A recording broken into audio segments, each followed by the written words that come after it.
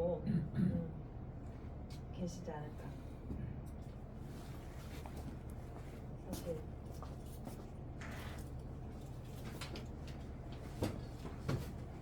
네, 저는 그러니까 갔었던 데들이 제 얘기예요, 제 얘기. 종교개혁 역사하고 이렇게 연결이 돼야 되는데 아름다웠던 교회 이런 거 보게 된 거야.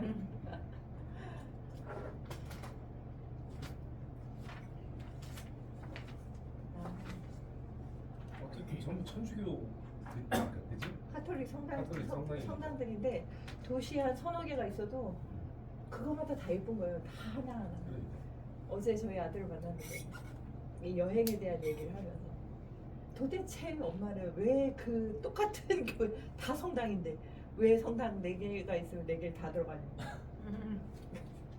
그냥 4개가 다 다른 성당인데 당연히 들어가서 봐야지. 제 스타일을 이해를 못해요 우리 아들은. 저는 있으면 다 가서 보고 기억을 못할지언정 안내판 있으면 다 한 번씩 읽어보고 그리고 사진도 막 찍고 그러는데 그런 여행 스타일이신가요? 전혀 아니죠. 아니죠. 쉬시는 스타일. 어떤 스타일이세요? 비슷합니다. 가서 샅샅이 네. 보시는 스타일. 예. 어떤 스타일이세요? 네. 그냥 편안하게 가지고 가는데. 편안하게. 네. 네.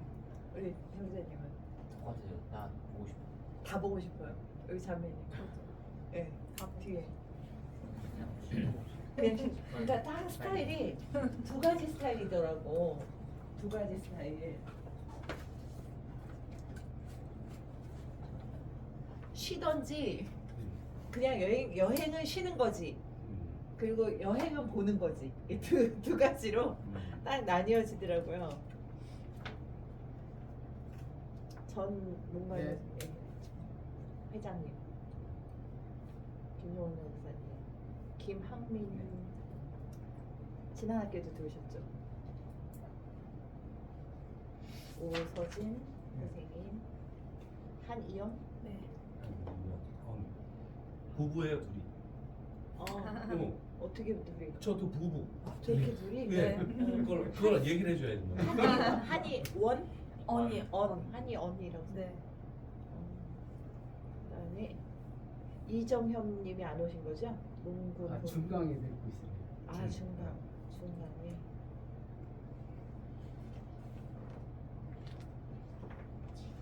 다 오셨네요. 문군. 예, 운영진이.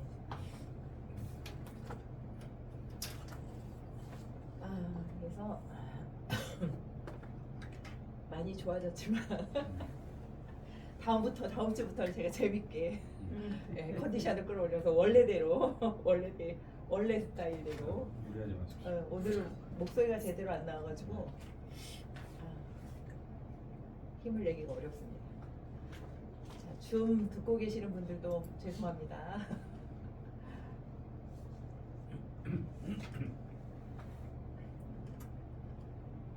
제가 들어도 목소리가 이상해요. 그쵸? 기침 소리도 거슬리고. 자, 독일 개혁하고요. 독일 개혁을 우리 한이한 자매님께서 어디까지 읽어주시냐면 마틴 루터 부분까지 95개 논제 그 이전까지 좀 읽어주세요. 독일의 개혁은 먼저 정치적 상황과 교회의 각종 모습을 살펴보아야 한다. 왜냐하면 루터의 외침이 독일인들, 그 중에서도 특히 세속 제후들에게 호소력이 있었던 것은 어디까지나 교황청으로부터의 경제적, 정치적 자유를 얻는 데에 있었기 때문이다. 개혁 이전의 독일의 정치적 상황. 개혁 이전의 독일의 상황은 다른 나라들과는 차이가 있었다. 이탈리아는 교황청이 위치한 나라로 십자군 전쟁 이후로 도시의 발달과 공건 제도에 도전하는 단계에 있었다.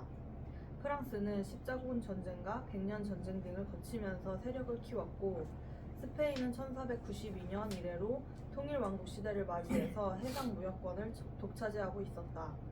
잉글랜드와 스코틀랜드는 주변국들의 간섭으로 힘을 제대로 발휘하지 못하였으나 지리적인 이점을 가지고 있었다.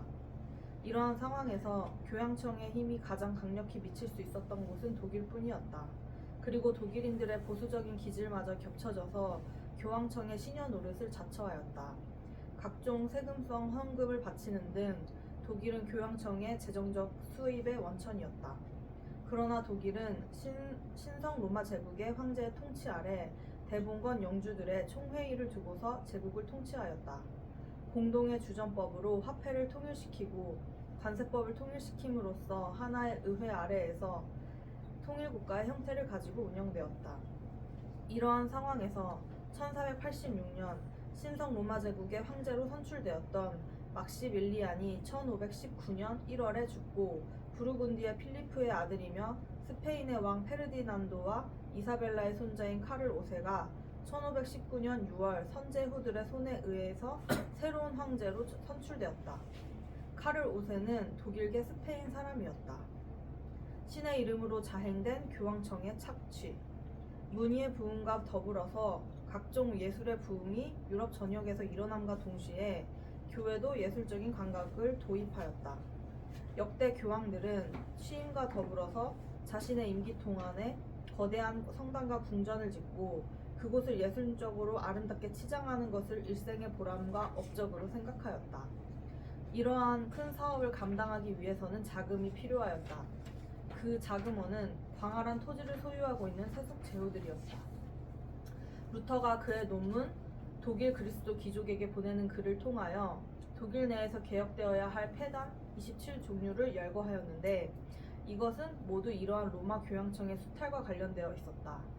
그 가운데에서 대표적인 것으로 폐해가 컸던 초입세, 사제가 부임하여 첫 수입을 교황청에 납부하는 제도, 팔리움, 보류권, 사라센세 등은 각종 곡물 제조에 관한 것이었다. 이 밖에도 조달비, 공석금, 기부금, 십자군 자금 등이 있었다. 그런가 하면 교황청은 11조를 강요하였다. 이때 건축되거나 제작된 작품 중 유명한 것은 미켈란젤로의 시스티나 성당의 천장 그림 등과 함께 로마 교황청의 베드로 대성전이다. 종교 개혁자들의 눈에는 이러한 강경이 신의 이름으로 개인의 호주머니를 털어가는 흡입기를 제도화하는 것으로 비춰졌다. 마르틴 루터, 아우크스부르크 신앙교백 발표, 면죄부 판매. 종교 개혁의 기폭제는 면죄부에 대한 논박이었다. 면죄부는 교회가 고해성사의 보속을 면제받는 것을 뜻한다. 초대교회에서는 배교, 우상숭배, 살인, 간통 등의 죄를 지으면 성만찬에 참여할 수 없고 교회로부터 해방되었다. 그런데 박해를 받은 신자들이 배교를 하는 일이 생기자 교회에서는 공개적으로 죄를 고백하고 교회에서 부과하는 형벌을 받으면 다시 교회 안으로 받아들여지는 고해성사를 실시하였다. 12세기 이후 중세 교회에서는 고해성사가 개인의 사제에게 죄를 고백하고 자신의 죄를 부끄러워하면 사제가 죄의 용서를 선언하고 기도, 금식, 자선, 교회에 대한 기부 등의 일정한 벌에 대한 만족을 주기 위해 개인 고해로 바뀌었다. 카톨릭 교회에서는 고해성사의 형벌 등 보속을 다 이루지 못하고 죽으면 연옥에서 벌을 받아서 죄를 정화한 후 천국으로 간다고 믿는다. 그리고 이 보속이 면제되는 것이 흔히 면제다. 면제는 일정한 조건을 완수하면 주어지며 면제를 얻은 사람은 보속이 면제된다. 이러한 행위는 오늘날의 천주교회에서도 존재하며 주로 기도나 성지순례 등이 면제 조건으로 제시된다. 그러나 11세기 말부터 헌금으로 인해 주어지는 면제가 본격적으로 출현했고 르네상스 시대에 극에 달했다. 교황 레오 10세는 베드로 대성당을 짓기 위해 1506년 헌금을 통한 면죄부를 선포하였으며 특히 독일 지방에 선포된 다음 조건들이 논란에 휩싸였다. 1.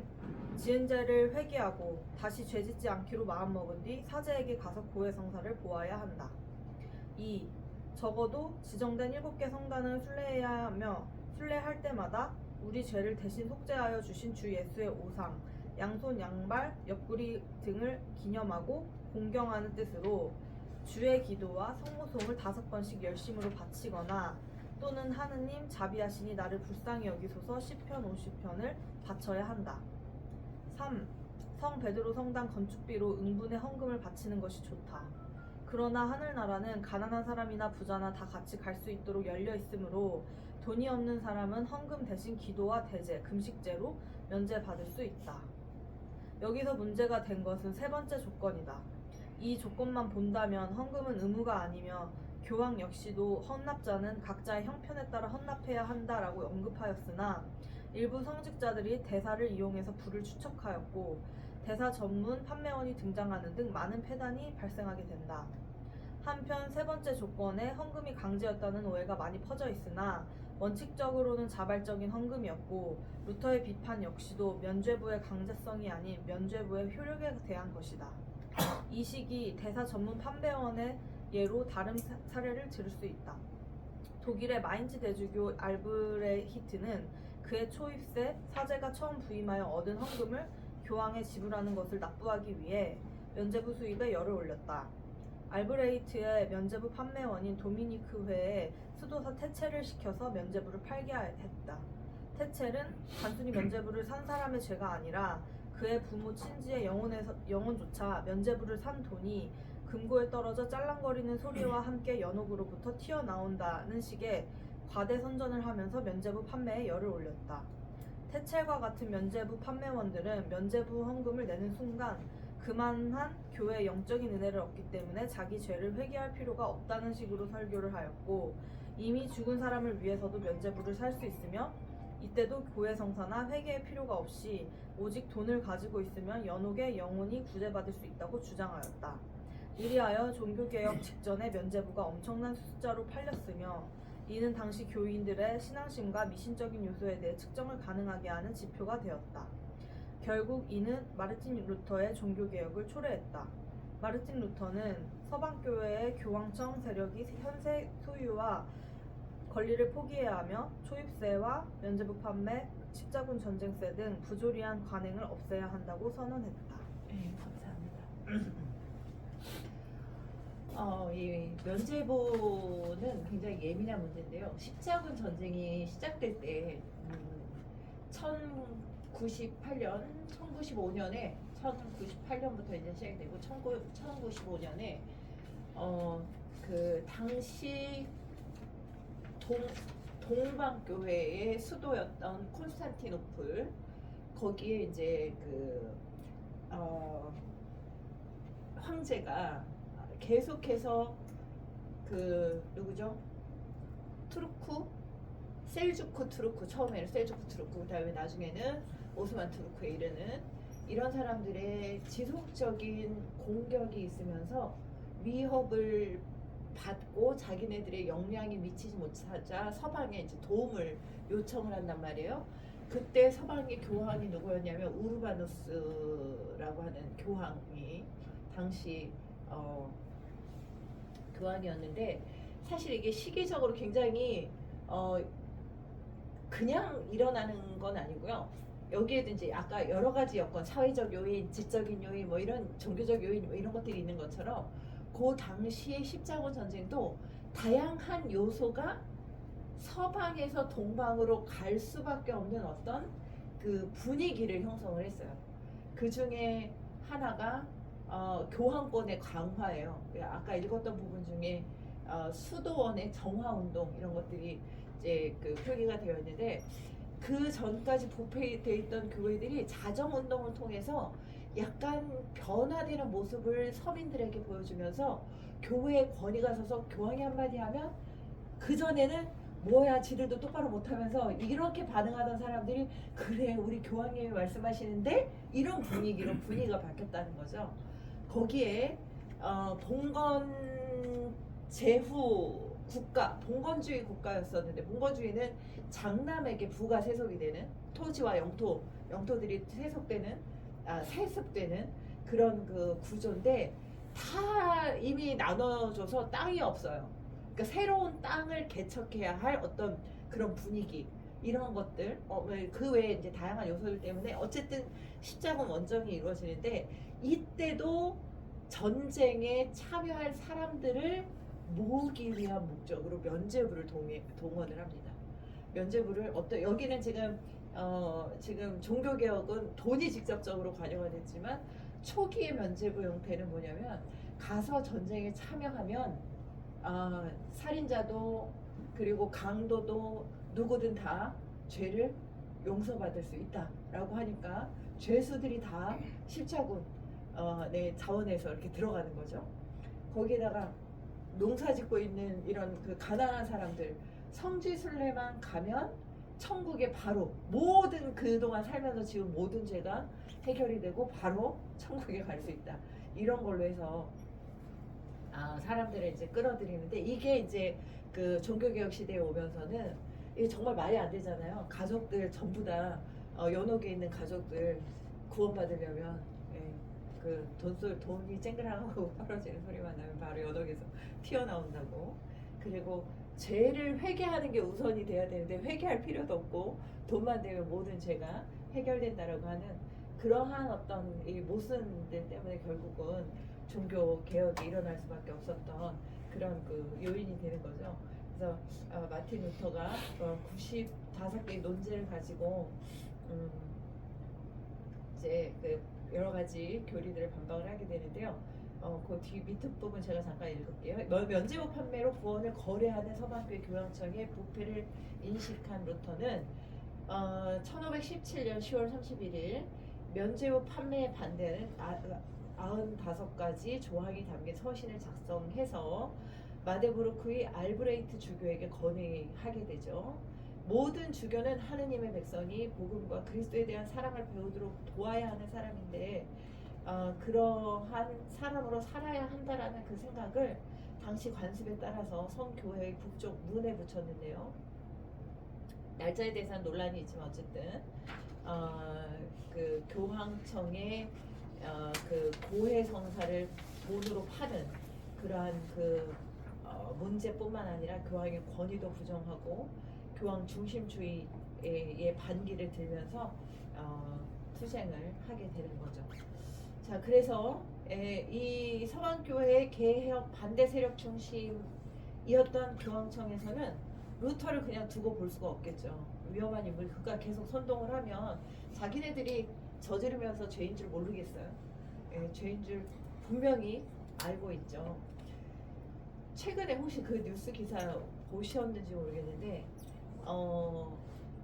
모 목사님이 자기를 비판하는 작은 교회 목사님들을 향해서 나는 몇 개의 교회를 개척해서 교회도 세웠고 또 몇만 명의 교회 성도들을 전도해서 교인을 만들었고 또 해외뿐만 아니라 방송 등에도 출연하면서 굉장히 다양한 일들을 이룬 그런 사람인데 당신들은 그 중에 뭐를 했느냐 그런 거를 하지 못했다면 나를 비판할 자격이 없다라는 식의 언급을 했다라는 이야기 들어보셨나요 혹시? 최근에 일어난 들어보셨어요? 목회자가 기본 사상이 그러면 안 되잖아요. 그런 부분에 대한 우리가 현대 교회에서도 분명히 개혁의 그 부분이 있다는 거죠. 근데 그거는 현대 교회뿐만 아니라 나의 신앙의 모습에서도 그런 개혁되어야 할 내 생각의 전환이든 어떤 신앙 생활의 전환이든 그런 부분이 필요하기 때문에 이제 중간고사 과제가 그건 뭐예요? 지금 우리가 생각하는 개혁에 관한 부분이 무엇인가? 그래서 개혁을 주창했던 루터의 그런 그 마음을 조금은 느껴보실 수 있도록 그런 그 과제를 드렸습니다. 어쨌든 이 루터라고 하는 사람이 제대로 된 그런 그 그리스도인으로서의 생각을 가지고 독일 전역에 이제 많은 사람들이 그의 개혁 사상에 동조를 하는 거예요. 교회가 제대로 하고 있었다면 오히려 루터가 비방을 받았겠죠. 그런데 루터의 사상이 많은 사람들의 호응을 얻게 되고 오히려 그 교황청이 비방을 받으면서 결국은 그 아우스부르크에 소환을 해서 신문을 하죠. 그리고 보름스 국회로 불러서 이제 루터의 책들이 나쁜 책이다 이렇게 시인하도록 강요를 하게 되죠. 자, 이런 루터와 관련된 장소들을 이제 다음 시간부터 각각의 지역들을 확인하면서 내가 확인을 해보도록 하겠고요. 그 다음에 자, 스위스, 독일, 스위스의 개혁 부분, 예, 우리 뒤에 계신 오서진 전도사님? 아니. 김학민 전사님? 저 그 유인물을 못 받아서. 그러면 안에 거를 보시면 돼요.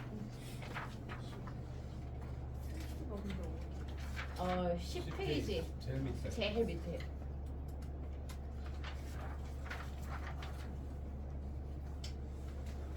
거기에서 쯔빙글리의 개혁의 부분까지 어디까지 읽으시냐면 13페이지 첫 번째 줄까지 한번 부탁드릴게요. 스위스의 개혁.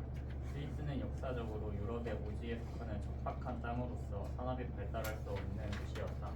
그렇지만 자유를 원하는 농민들이 몰려들기 시작하면서 자주정신을 가지게 되었다. 여기에다 각종 박해받던 신앙인들이 몰려들게 되었고 어느 누구에게도 간섭을 받지 않고 1291년 연방체계로 발전하였다. 스위스는 남쪽으로는 이탈리아의 영향을 받았으며 서쪽의 프랑스어 사용권 지역과 북쪽의 독일어 사용권 지역으로 나누어져 있었다. 개혁 즈음에 이르러서는 프랑스의 프란시스 1세의 박해를 피해서 많은 프로테스탄트 신도들이 피난와서 슈트라스부르크를 중심으로 이민 사회를 형성하기도 하였으며 제네바도 이들에게 안식처를 제공하기도 하였다.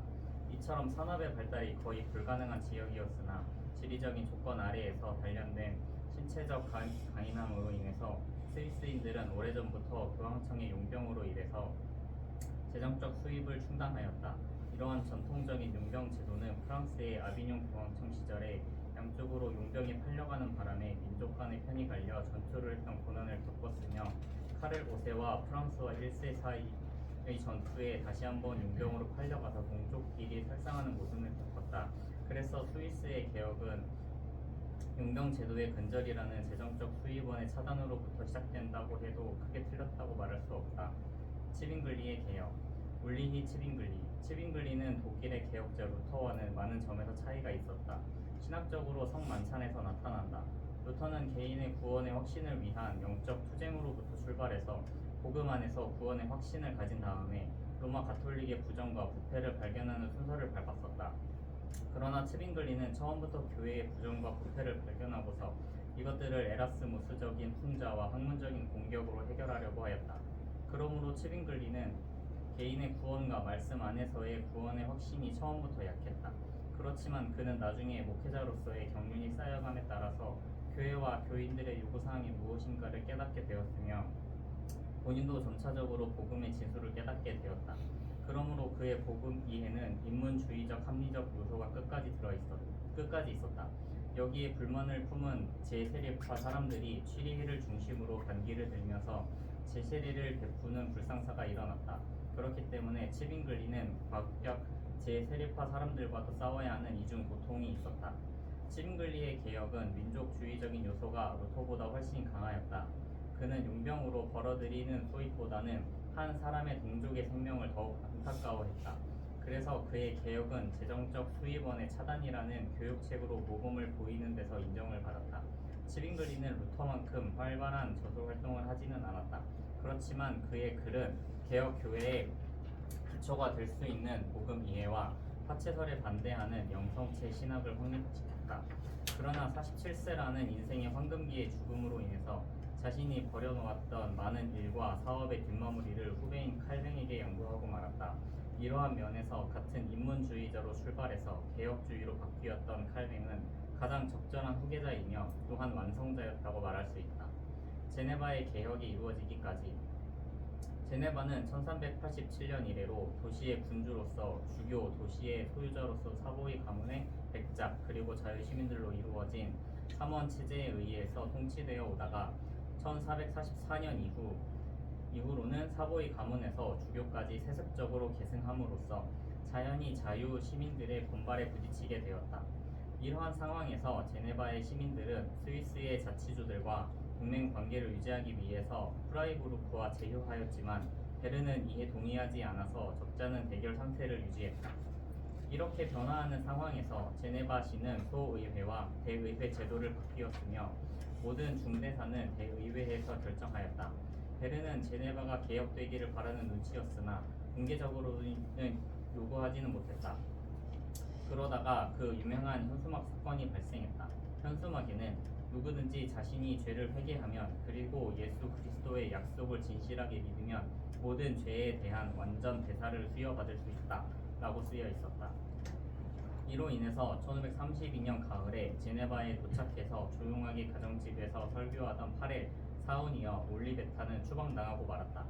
그렇지만 파렐은 제네바를 포기할 수가 없어서 프로망을 무러 선생의 자격으로 제네바에 잠입시켜서 불어 교습과 더불어서 개혁적 복음주의를 설교케 하였다.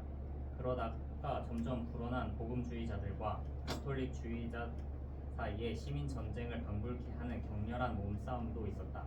여기에서 윌리라는 이름의 가톨릭 사제가 희생되었다. 가톨릭 측은 대대적인 반격을 시도하려고 하였으나 베른은 복음주의자 편에 서서 옹호하고 나섰다. 프로망의 활동으로 가톨릭 수도자와 공개 토론회가 실시되었으며 파렐은 공개 토론회 참가자로서 1532년 12월 20일에 다시금 제네바의 발을 디딜 수 있었다.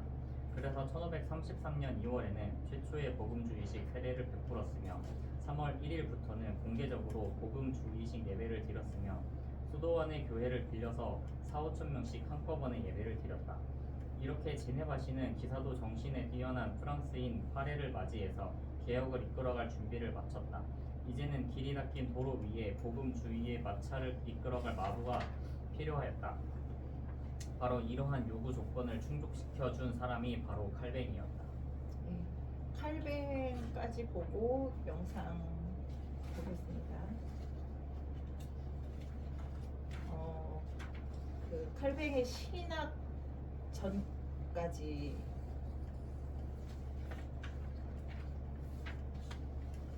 칼뱅의 개혁부터 전우환님 한 번 더 읽어주시겠어요?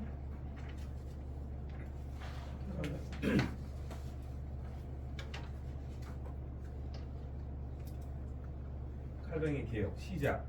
1537년 1월에 칼뱅은 제네바의 대의회 앞에서 자신의 개혁안이 담긴 비망록을 전달하였다.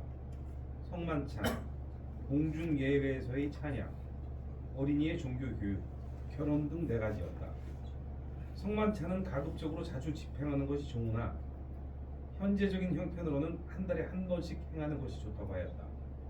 그리고 불합당한 자는 주님의 몸을 오염시키지 못하도록 출교에 관한 칠의를 제정해서 참여치 못하도록 하라고 하였다. 회중에게는 시편 찬송을 적극적으로 권장함과 동시에 가르치도록 하였다. 그리고 어린이들에게 순수한 교리를 가르치기 위해서 간략한 신앙 고백이나 요리 문답을 작성해서 목회자가 직접 가르치도록 했다. 결혼은 지금까지 악하고 비성경적인 교황청의 법에 의해서 이루어졌으므로 하나님의 말씀에 일치하는 새로운 규정을 제정해야 한다고 하였다. 이상과 같은 칼뱅의 새로운 제안은 교회의 행정에 관한 조항으로서 소의회와 대의회를 통과하였다. 성만찬은 1년에 4차례 집행하며 결혼 광고는 예식 거행에 앞서서 3주 동안 광고하여야 한다고 규정하였다. 제네바시는 칼뱅과 그의 동료 파렐이 가르침에 따라서 종교 개혁을 추진하였으나 모든 사람이 다 같이 개혁에 찬동하는 것은 아니었다. 1538년 1월에 시의회는 원치 않는 사람에게는 성만찬을 베풀지 않는다고 결정하였으며 2월의 시의회 선거에서는 칼뱅과 파렐을 반대하는 4사람이 특별 평의원으로 당선되었다. 이러한 상황에서 베른 시의 간섭과 더불어 개혁을 반대하는 사람들은 제세례파와 손을 잡았으며 파렐과 칼뱅은 아리우스주의자이며 자유방임주의자라고 비난하였다. 베른 의회는 제네바를 위시한 전 지역을 그들의 손에 넣으려고 하였으며 정치적으로 군사적으로 연약한 제네바시 의회는 3월에 이르러서 베른의 예전을 받아들이기로 결정하였다. 이러한 사태 변화 가운데서 코로우, 파렐, 칼뱅은 제네바시를 떠날 것을 명받았다. 파렐과 칼뱅은 제네바를 떠났으며 칼뱅은 허탈감에 빠져서 슈트라스부르크에서 연구에 전념하기로 하였다. 그간 파렐과 더불어서 3년 동안 개혁을 시도하였던 모든 일이 허사로 끝난 데 대한 분노와 갈등을 이겨내면서 연구와 동시에 프랑스 난민들을 돌보는 목회 일에 전념하였다. 다시 돌아온 칼뱅과 그의 개혁, 파렐과 칼뱅이 떠난 제네바의 상황은 예전보다 좋아지지 않았으며 오히려 악화되었다. 새로 부임한 목회자를 특별 평의원들은 자기의 종같이 부렸으며 모든 가장들에게 교회에 참석토록 하는 의무 규정을 부과하였으며 주의 만찬이 제대로 지켜지지 않았으며 도시의 도덕적 수준은 날로 저하되어 왔다. 이렇게 해서 평의원들은 인기가 떨어지고 다음의 선거에서 재당선하지 못했다. 이때로부터 칼뱅을 다시 초청하려는 움직임이 활발하게 진행되었다. 1539년 10월 대의회에서 대표자를 보내 뜻을 전했다. 그러나 이 기간 동안 칼뱅은 보름스 의회에 참석 중이었기 때문에 답장을 유보한 채 번민에 있었다. 이때 파렐의 충고가 크게 작용하였다. 파렐은 제네바가 차지하는 지역적인 중요성을 들어서 제네바가 개혁되면 인근 이탈리아, 프랑스, 스위스의 복음화가 가속화된다고 강력하게 설득하였다. 칼뱅은 3년여 동안 제네바를 떠나 있다가 1541년 9월 13일 다시금 제네바로 돌아왔다. 그리고 제네바 교회 규범을 제정해서 의회에서 통과시켰다. 이제는 개혁이 순조롭게 진행되었으며 엄격한 훈련과 경관 생활 실천을 위한 각종 제도와 이단을 색출해서 처리하는 데 이르기까지 칼뱅은 정열적으로 개혁을 추진하였다. 네, 여기까지. 예. 어쨌든 그 유럽의 종교 개혁지들은 일단은 여러 나라고요. 여러 나라들을 둘러보는 그런 형태로 되어 있고요. 이스라엘 같은 경우는 모든 장소가 성경과 관련되지 않은 장소가 없을 정도로 거의 대부분의 장소들이 성경과 관련이 되어 있죠. 근데 이 종교개혁자들이 저희가 이제 이따 영상 2개 보시고 다음 주부터는 이제 사진, 지난번처럼 사진 해가지고 제가 설명드리는 위주로 하게 될 텐데 이스라엘하고는 또 조금 다른 게 그 개혁자들의 일생을 다 다루는 건 아니잖아요. 그 개혁이 이루어진 현장들 위주로 다니다 자료들이 있다 보니까 아마 그거 플러스 그 나라의 중요한 관광지도 같이 소개되는 형태로 아마 이루어지지 않을까 이렇게 예상을 합니다. 그래서 다음 주부터는 이제 각 나라들 중심으로 한 곳씩 또는 때에 따라서 2곳씩 그렇게 이제 보시도록 하겠고 영상을 한번 보실게요. 이게 이렇게 해가지고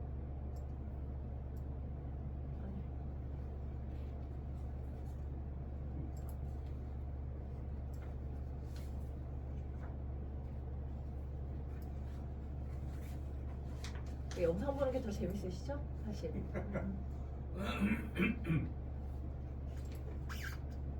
밑으로 갔는데 찍어야 되는 것 같다.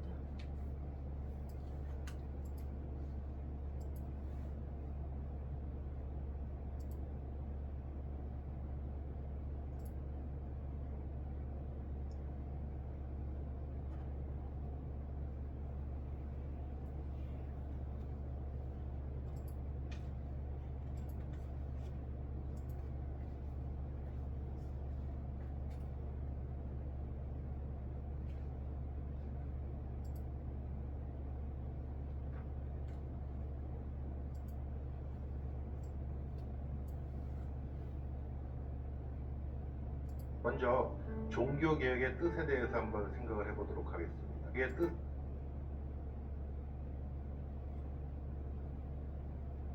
이렇게 단순하게만 알고 계십니다. 하지만 실질적으로 종교개혁을 하게 된 유지를 위하여서 성경의 권위 위에 공유 화면을 내려주세요. 사람들의 공유 구원관을 화면이요? 흔들기 시작합니다. 네, 우리는 그걸 잘 못 봐요. 아, 정말요? 어떻게 그들을 내려야 통치하기 되지? 시작합니다. 공유 화면 내려주시고 바로 그런 그 상태에 유튜브 동영상이 수 없다라고 하는 예, 공유 화면을 아직도 아래 한글이 떠 있거든요. 아래 한글이 떠 있다고요? 화면 네. 공유 중지하면 안 되잖아요, 근데. 공유 삭제, 공유 중지. 공유 중지. 네, 됐는데요. 그러고 나서 그냥 틀어봐 주세요. 되나? 보이나?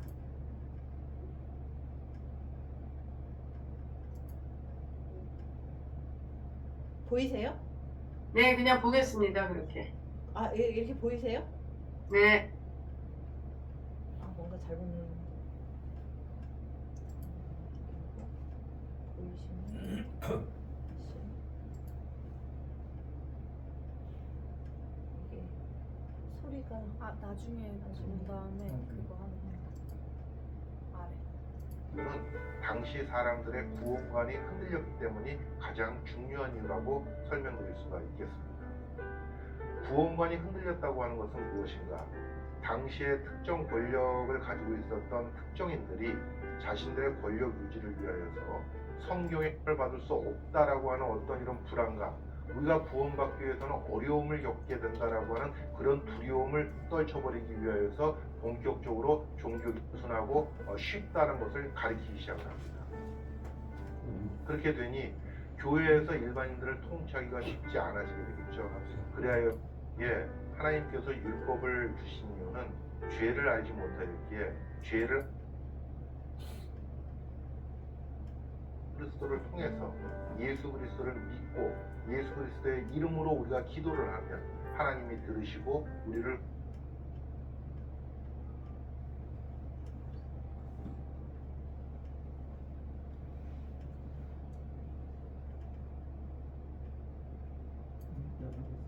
우리가 알고 있기로는 1517년 루터가 비텐베르그 성교회에다가 95억의 반박 조항을 내걸므로써 종교개혁이 시작되었다라고 이렇게 알고 있습니다.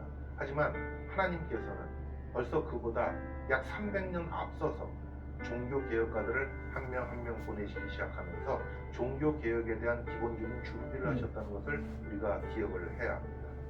최초의 종교개혁가라고 말씀드릴 수 있는 분은 프랑스 리옹에 있었던 와일도라고 하시는 분입니다.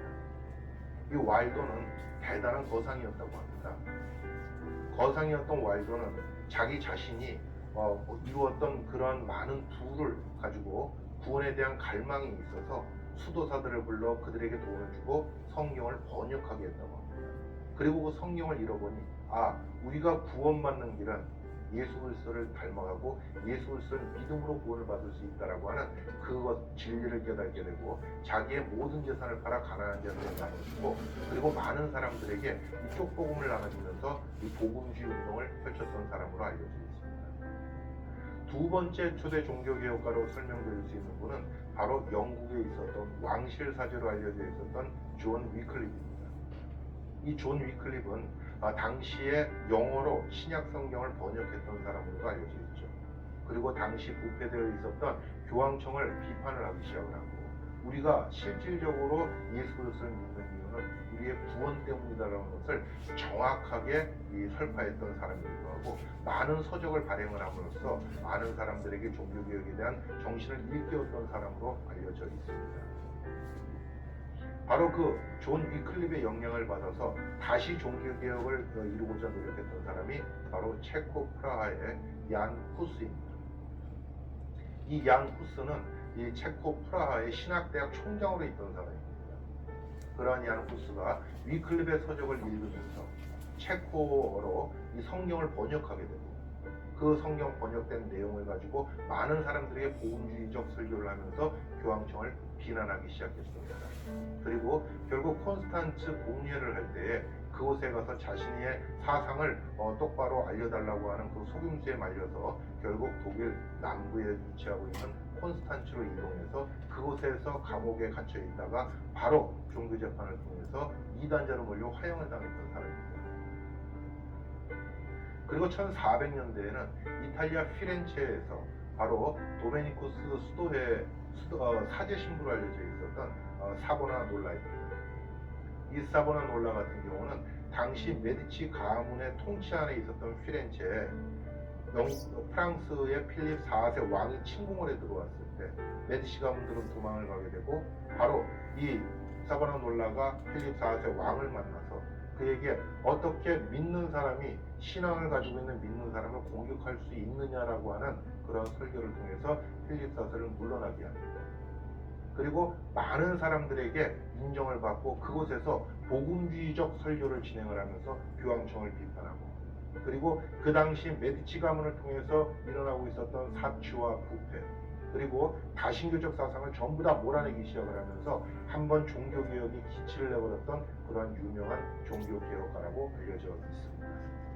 이처럼 1517년 루터가 독일에서 종교개혁을 시작하기 바로 이전에도 하나님께서는 이 종교개혁을 위하여서 프랑스 그리고 영국 그리고 체코 이탈리아에서 초대 종교개혁가들을 대상으로 해서 모든 종교개혁의 기반을 만들어 놨었다라고 우리가 볼 수가 있겠습니다. 자, 그러면 여러분들한테 나라별 종교개혁 상황과 그리고 종교개혁가에 대해서 간단하게 설명을 드리도록 하겠습니다. 먼저 독일입니다. 독일의 루터는 항상 원죄 문제에 대한 해결에 고민을 하고 갈등을 하다가 결국 로마서 1장 17절 말씀을 기반으로 우리가 믿음으로써 의에 이른다라고 하는 그 말씀을 중심으로 1517년 비텐베르그에 있는 성교회에 95개 반박 조항을 내걸면서 종교개혁을 시작을 한다라고 알려져 있습니다. 두 번째로는 영국입니다. 이 영국은 헨리 8세가 자기가 이혼 문제를 교황청에서 허가해 주지 않자 교황청과 결별을 하고 자기 나름대로의 국교회를 선언을 하게 됩니다. 이 국교회를 통해서 교황청을 벗어나 새롭게 이 교회에 정착을 시작을 하게 되는데 성경을 중심으로 모든 것을 준비한다고 알려져 있습니다. 그래서 새로운 종교개혁가로 우리가 말씀드릴 수가 있겠죠. 세 번째로는 스위스 츄리히에 있는 츠빙글리입니다. 이 츠빙글리 같은 경우는 결국 소세지 사건, 우리에게 잘 알려져 있죠. 부활절을 앞두고 사순절 기간 동안 고기를 먹으면 안 된다라고 하는 조항을 어긴 수도사에게 징계를 내리게 되자 거기에 반발을 하면서 어디 성경에 사순절 기간 동안 고기를 먹으면 이 징계를 받고 죄가 된다라고 하는 것이 써 있느냐라고 하면서 종교개혁을 시작한다라고 알려져 있습니다.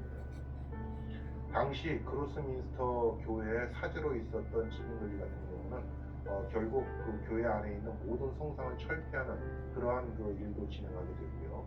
그리고 용병 제도에 대해서 반감을 나타내고 사회 변혁까지도 주도한다라고 알려져 있습니다.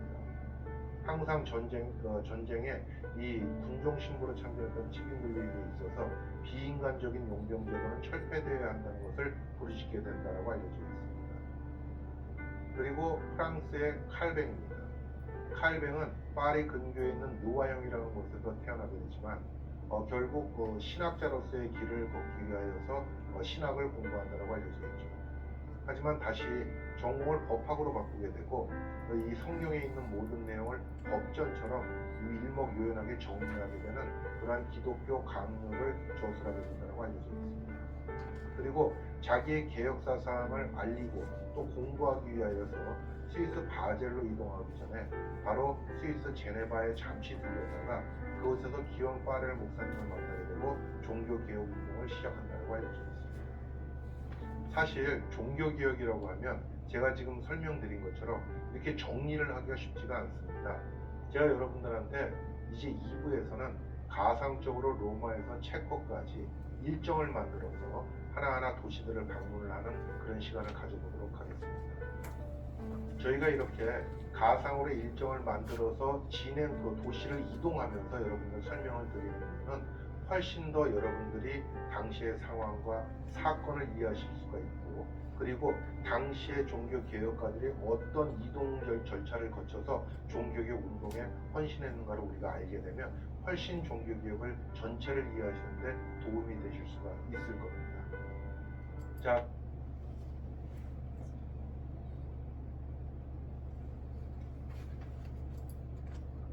이게 2부거든요. 그 순서대로 나오는 그 부분이에요.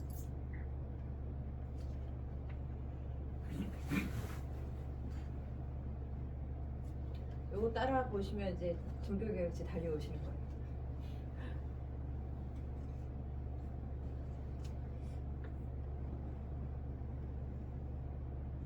뭐가 많네요, 선전이.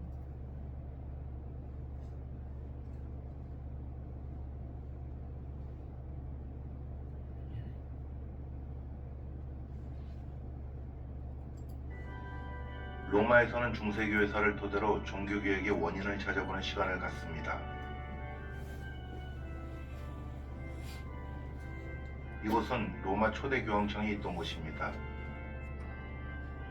마틴 루터가 자신의 소속 수도에 회칙 변경 허가를 받기 위해 방문했던 곳입니다. 원죄 문제에 대해 갈등 속에 있던 마틴 루터는 이 계단 성당의 계단을 기어오릅니다. 하지만 해결책을 찾지 못하고 공허한 마음으로 독일로 돌아갑니다. 이 성당은 1506년에 건축이 시작된 세계 최대의 성당으로 비오 10세 교황 때에 이르러 건축 자금 부족으로 대대적인 건축 헌금을 모금합니다. 건축 헌금을 하면 대사면부를 발행했는데 이것이 개신교에서 말하는 면죄부입니다.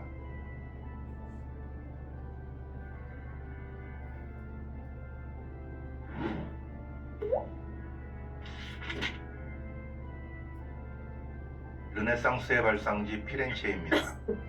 기독교가 공인화된 313년 이후 헬라 문화는 우상 숭배로 이어져 전부 철폐됩니다. 하지만 중세 때 메디치 가문의 도움으로 문화예술을 되살리는 운동이 일어나는데 이것을 르네상스라고 합니다. 헬라 문화의 연구가 활발해지며 헬라 성경을 재해석하게 되고 그 역량이 종교개혁으로 연결됩니다. 지롤라모 사보나놀라는 당시 타락한 교황청을 비판하고 복음주의 설교를 하다가 순교를 당합니다. 바로 이 두오모 성당에서 설교를 했었는데 수많은 사람들이 설교를 듣기 위해 밤을 새워 기다렸다고 합니다.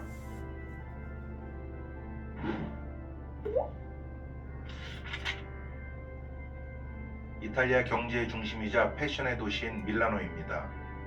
카톨릭의 두 교부 암브로시오와 어거스틴이 심우했던 도시이기도 합니다.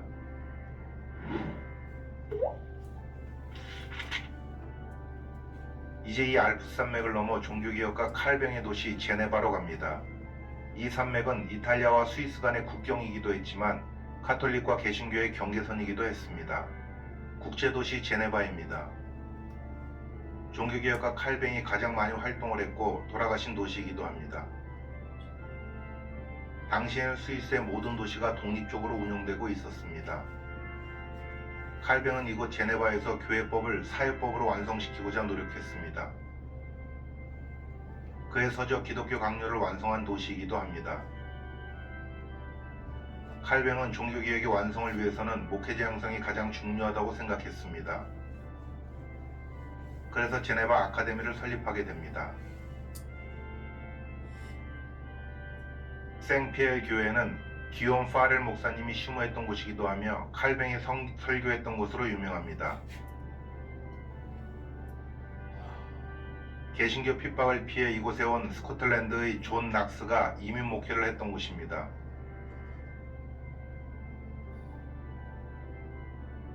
칼뱅은 예수님의 영광만을 위해 자신의 무덤을 만들지 말라고 유언했었습니다.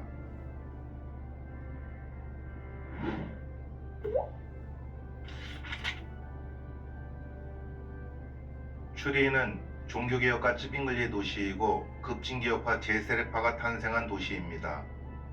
성경적 삶을 선택하고 유아 세례를 부정했던 제세례파는 한때 이 도시에서 이단으로 처형당하기도 했습니다. 당시 소세지 사건으로 종교개혁을 하게 된 찌빙글리는 군종 신부로서 사회개혁도 같이 진행하였고 후일 칼뱅의 종교개혁에 영향을 줍니다. 이 글로스민스터 교회의 사제였던 찌빙글리는 이 교회의 성상을 철폐하고 자국어 예배 정착에 노력하였습니다.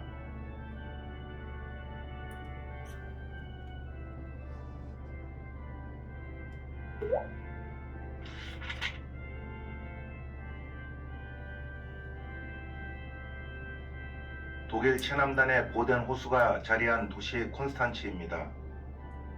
이 도시에서는 당시 교황청이 아비뇽으로부터 로마로 돌아왔지만 대립교황이 들어서게 되고 이 문제를 해결하기 위해 공의회가 열리게 됩니다. 이곳에서 처음으로 교황보다 공의회의 권위가 높다는 결정이 이루어집니다.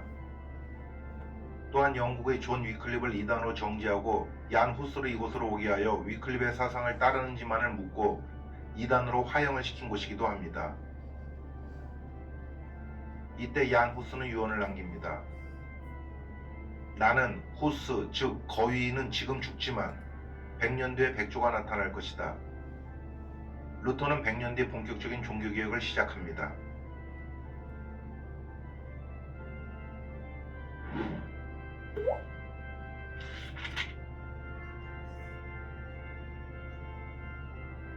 스트라스부르크는 독일과의 국경에 인접해 있는 프랑스의 도시입니다. 중세에는 독일령으로 되어 있어서 수많은 개신교도들이 박해를 피해 이주했던 곳이기도 합니다. 인쇄활자를 발명한 구텐베르크의 고향이기도 합니다. 그래서 개혁주의 서적이 쉽게 인쇄되어 유럽에 퍼지게 됩니다. 칼뱅도 제네바에서 추방당하여 이곳에서 3년간 이민 목회를 했던 곳입니다. 칼뱅은 이곳에서의 목회를 인생의 가장 행복했던 순간이라고 회고합니다. 이곳의 마틴 부처 목사님도 칼뱅과 함께 종교개혁의 한 획을 긋는 분입니다. 루터와 찌빙글리의 성찬 논쟁 당시 함께 회의에 참석하신 분이기도 합니다.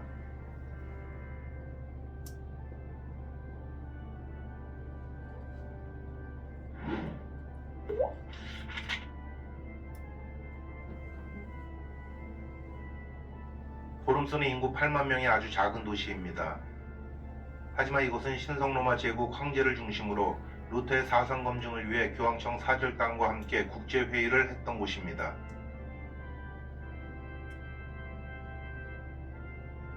야누스가 콘스탄츠에 불려가서 화형을 당한 것을 알고 있던 루터였지만 위험을 무릅쓰고 이곳에 오게 됩니다. 그리고 자신의 주장을 철회하라는 황제의 명령 앞에 최후 변론을 합니다. 나는 지금 이곳에 서 있습니다. 나의 능력으로는 아무것도 할 수 없습니다. 하나님 도와주소서. 아멘. 지금의 루터가 있게 하기 위해 300년 전부터 복음주의 개혁을 외쳤던 초대 종교개혁가들의 동상과 종교개혁사를 기록한 곳입니다.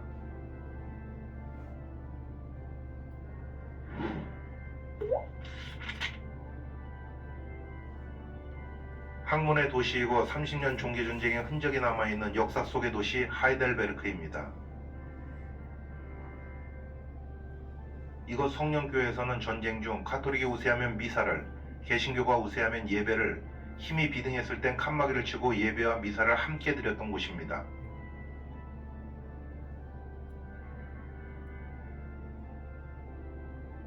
루터는 이곳 어거스틴 수도에 와서 예수님의 십자가는 우리의 행위를 요구하는 힘과 권력을 나타내는 영광의 십자가가 아니고 오직 주님의 은혜만을 나타내는 고난의 십자가라는 십자가 신학을 발표한 하이델베르크 논쟁을 하게 됩니다.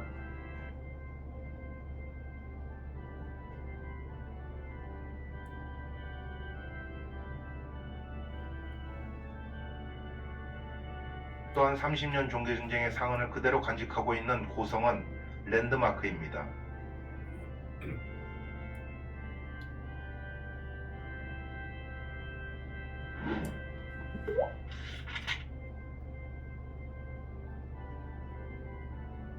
루터를 중심으로 독일의 종교개혁가들과 찌빙글리를 중심으로 스위스의 종교개혁가들이 모여 규합하기 위한 회의를 했던 도시 마르부르크입니다. 이곳에서 사제가 축사한 떡과 포도주가 실제로 예수님의 피화살이 된다는 카톨릭의 화채설을 반대하며 루터는 실질적 변화는 없지만 그리스도가 떡과 포도주에 직접 강림한다는 그리스도 공제설을 주장하지만 츠빙글리는 떡과 포도주를 먹고 마시며 예수님을 기념하라는 것으로 해석합니다. 후일 칼뱅은 성령 임재설로 츠빙글리에 가깝게 해석을 합니다.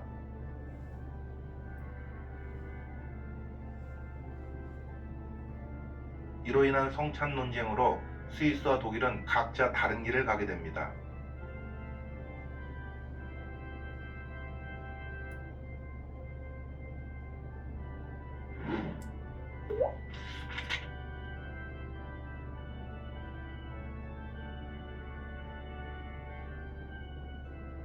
루터가 유년 시절을 보내기도 했고 보름스 국제회의 후에 목숨이 위태로운 루터를 프리드리 현인이 숨겨진 성 바르트부르크 성이 있는 도시 아이젠아크입니다.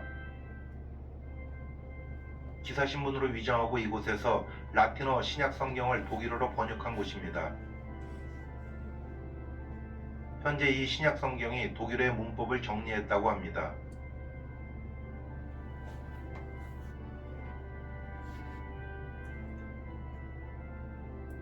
음악의 아버지 바흐도 이 도시에서 태어납니다.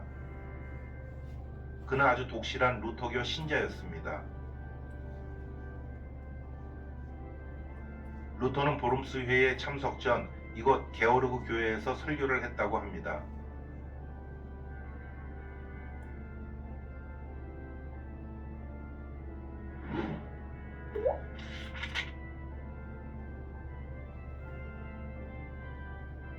루터가 신학국을 공부했고 신부 서품을 받았으며 수사 신부로서 머물렀던 도시 에르푸르트입니다. 루터는 수도원 성당 안에 있는 이 무덤에 엎드려 신부 서원을 하게 됩니다.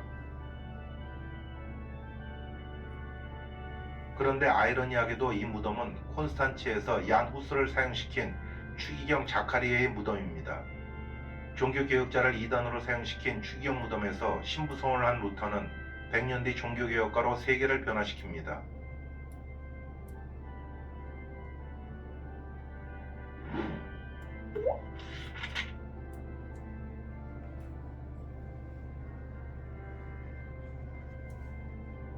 스위스가 칼뱅의 도시라면 비텐베르크는 루터의 도시입니다.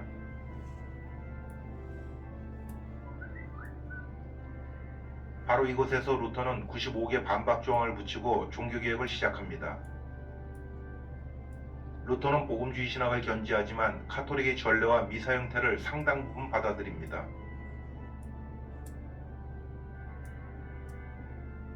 그래서 교회의 내부가 성당과 많이 닮았습니다. 성당 내부에 루터와 동역자 멜랑이톤의 무덤이 있습니다.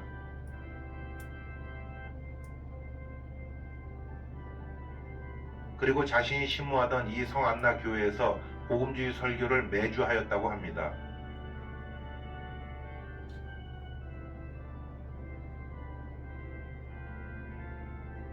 루터는 이 도시의 비텐베르그 대학에서 신약 교수를 했습니다. 그리고 성경 연구를 통하여 구원의 행위를 통한 우리의 공로가 아닌 오로지 예수님의 공로로 인하여 그리스도의 보혈의 능력을 믿기만 하면 된다는 진리를 깨닫게 됩니다.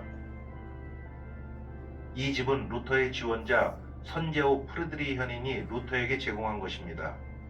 이곳에서 루터는 날마다 신앙 토론을 하여 수많은 손님의 왕래가 있었다고 합니다. 그의 조력자이자 부인 카타리나가 있었기에 가능했다고 합니다. 현재 이 집은 박물관으로 역사적 유물이 많이 보관되어 있습니다.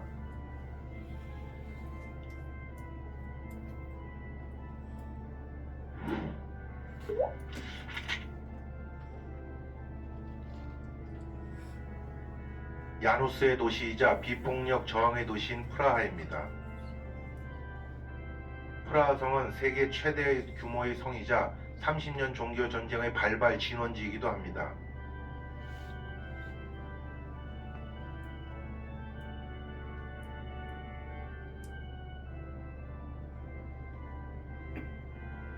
고딕의 정수를 보여주는 비투스 대성당 역시 당시 중앙유럽 전체에서 정치적, 문화적, 경제적인 중심지 역할을 한 도시의 힘을 보여줍니다.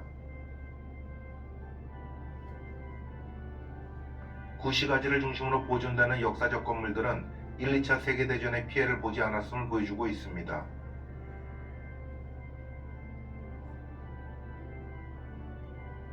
얀 후스는 이 도시의 신학대학 총장으로 재직했으며 자신이 신무하던 베들레헴 교회에서 교황청을 비판하고 복음주의 설교를 진행하며 진리 선포에 앞장섰습니다.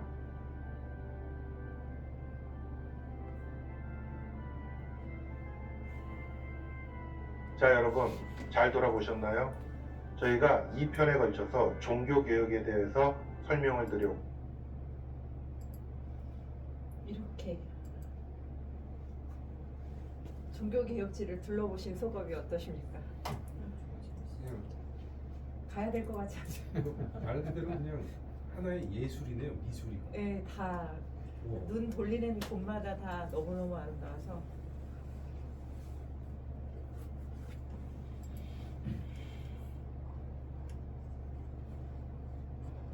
먼저 한번 가시죠.